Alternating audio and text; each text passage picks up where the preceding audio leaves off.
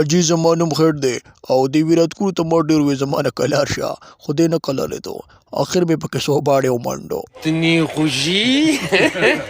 اتنی خوشی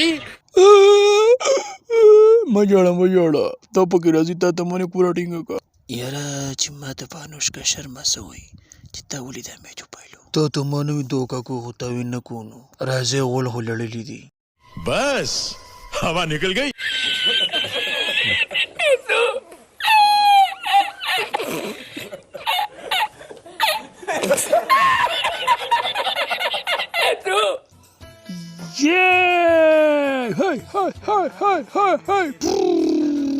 इंडिया उड़ गया